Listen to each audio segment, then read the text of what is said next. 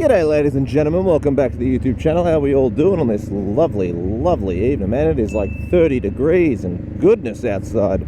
But as we're approaching that end of the year time and the drivers are getting a little spicy, I thought I'd talk about one of those things that we seem to take for granted, you know, as humanity. And that, my friends, is our delicious intuition and the gut feeling we get when we're out riding and doing stuff, you know? But before I get right into this topic, g'day ladies and gentlemen. G'day ladies and gentlemen. Welcome back to the channel. My name is Nathan. If you like my stuff, please leave a like, leave a comment, and subscribe and all that goodness in between. But yeah, as we get into that crazier time of year, obviously I'll do another video on this maybe tomorrow or something about this. But the drivers start to get a little crazy. But the topic of today can be sort of used all year round because, man, when you're out riding, even before you go for a ride, sometimes you get that little feeling in thine stomach that tells you maybe you shouldn't do this. Or maybe when you're riding, you can get that feeling that something's going to happen. And a lot of the time we take this for granted.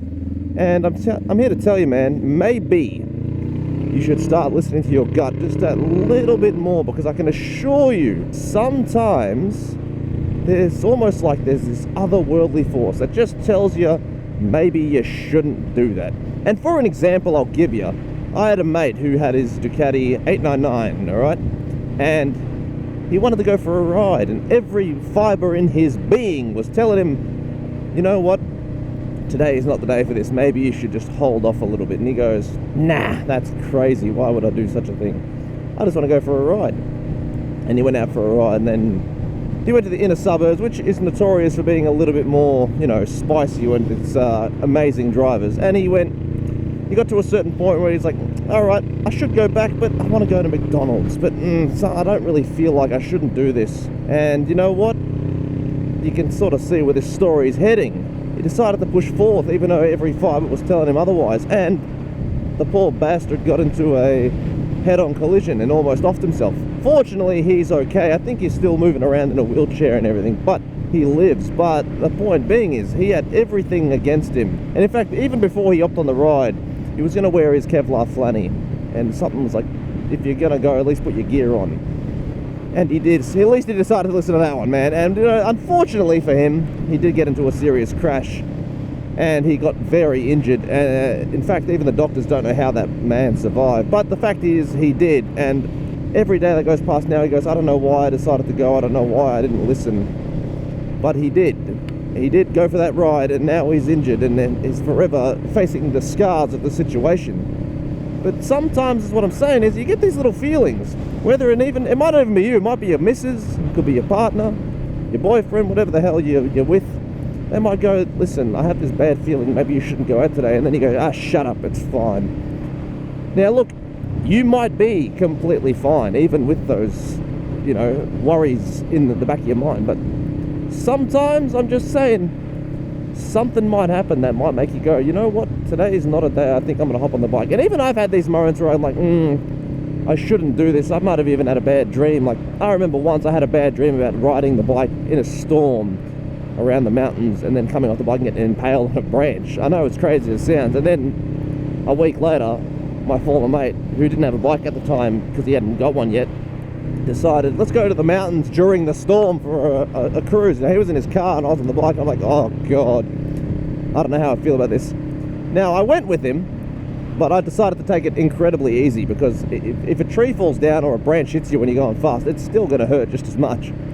And I went around every corner slowly, and I took every precaution because I had that vision. Now, even though I still went, I did not ride the way I normally ride because I don't want to take that risk. And guess what? Nothing happened. But that vision was enough to slow me down. Now, even if you don't go balls to the wall, something can happen. But sometimes, even if it's just taking it easier because you feel like something bad's going to happen, you might end up saving yourself or your own life, because I'm telling you, something out there, it lets you know. And it's not for the worse, because I can assure you, nothing will be out there telling you maybe you shouldn't ride if it's because you're going to have a good time. Usually you get these feelings that it's bad for a reason. It's almost like deja vu. And the way I feel like deja vu, it's almost like you died, and then your deja vu is where you passed in your previous life, and now you're at that respawn point. And that's why we have so many damn Mandela effects, because you're respawning in a different timeline. Ooh. And I tell you, it's a little scary when these things happen. Like, even if you don't go for a ride and you read about something that happens, you go, well, that could have been me. Because I remember my missus once did that. She told me not to go for a ride, and I went for a ride anyway. And then I didn't go too hard, and I came back home, but I didn't reply for ages. And then she was calling me because I didn't have my phone on me. And then she goes, because some biker ended up having an accident somewhere where I was riding, and he ended up passing away. And because I didn't answer the phone or anything, she got absolutely terrified, going, oh my God, what's happened? She was terrified. Fortunately, I was okay. There's a person, just look at that, lovely speed, slowing through the middle of the road.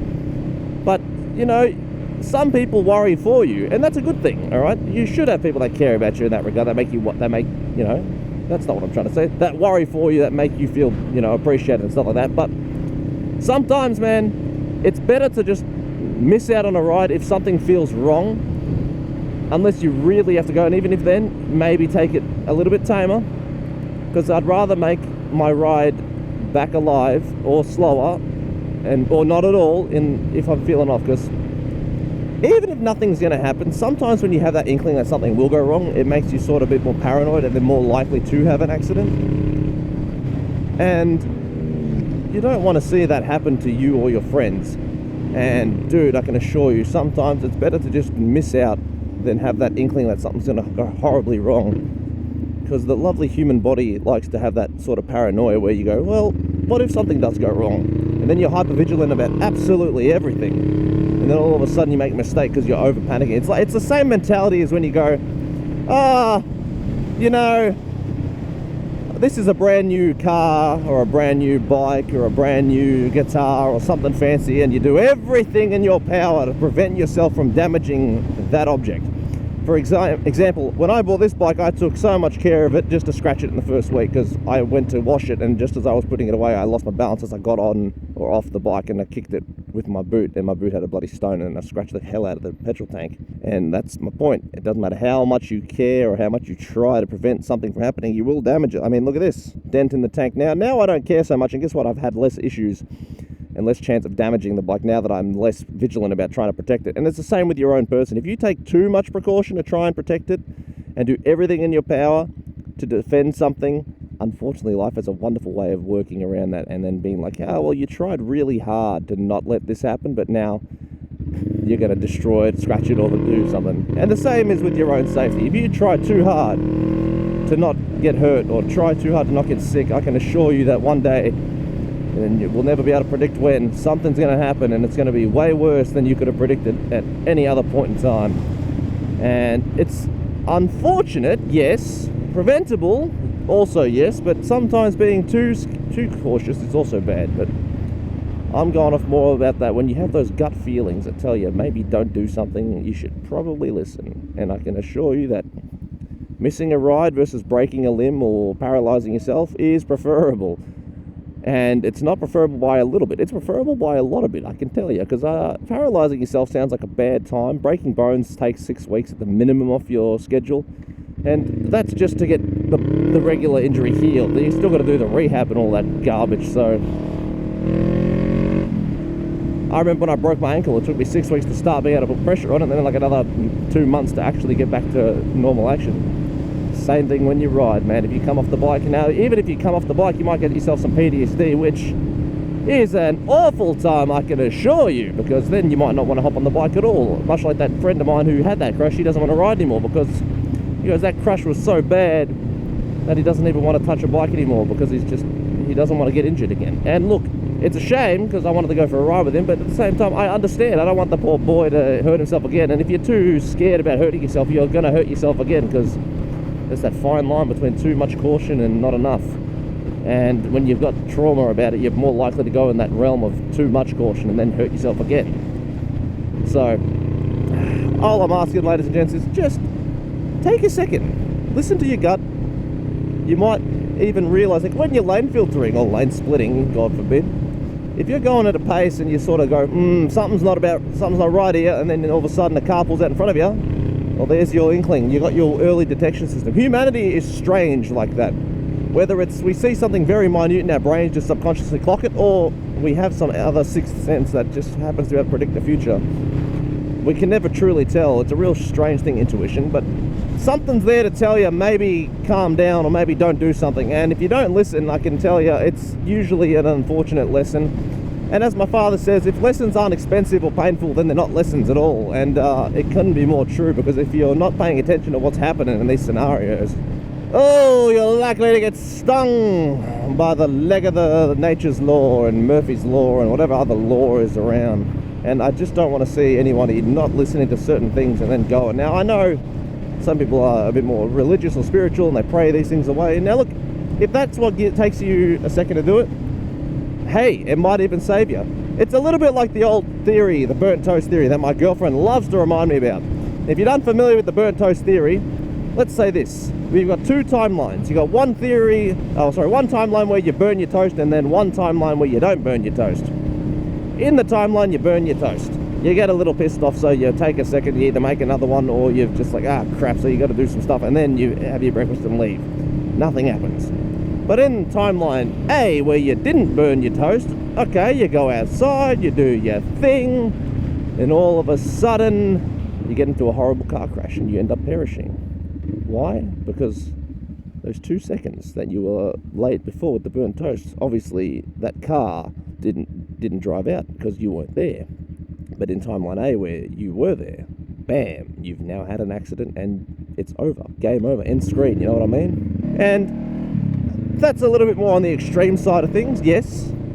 But my point being is, sometimes something so little, speed bump, whoop, is all it takes to go, uh-oh, what the hell's going wrong? Why is this happening? You know what I mean? So maybe, even if you feel a little bit bad, take a pause. Even if you got to wait 5-10 minutes before you go somewhere. If you get that bad feeling, take a second, take a breath, have a drink of water, have a seat, have a stretch. Just do something to delay yourself just that little bit. And it might be just enough to save your life or save you from something heinous like a bad injury. You know what I mean? And look, I've done this before, and I've got out for a run. I'm like, something's not right yet. And man, I'll even take a few hours if I can't be bothered.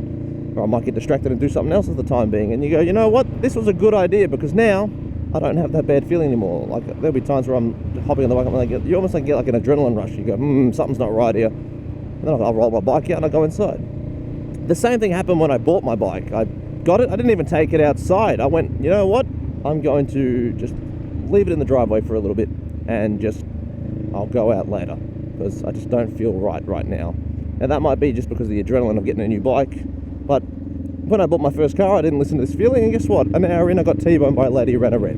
And if I got my car done with insurance, I would have written it off, but we just fixed it at home. So, but the point being is, I've learnt my lesson the hard way, unfortunately, but that's why I learnt my lesson. So sometimes that's all you need, just a few minutes just to calm down, delay yourself, so just prevent yourself from having any issues. But ladies and gents, that's sort of the point I wanted to get across. I do hope you heed my warning, take what I'm saying. You don't always have to listen, but just take a second to think about it. Even, like I said, even if it's just 5 minutes, so you get that bad feeling, go, you know what, just give me a minute, I'll go have a drink of water, take a piss, just something. Just in case. And you might end up saving your life, or you might just save yourself an injury. And I can assure you, you will be thankful. Even if you didn't know that you did anything, because obviously you can't tell if nothing bad happens to you. You just go, well, nothing bad happened, so that's good. But in another timeline, man, it might have gone horribly, horribly wrong. But if you have anything else you'd like to add to this topic, ladies and gentlemen, please do down below in the comments section. Otherwise, take it easy, keep it cheesy. You know I love you, but it's time to leave you. Have a wonderful, wonderful day. And let me get through this red a bit before I start taking my hand off the bar and all that goodness. Ride safe, ride long, ride far, ride well. Peace. Bye!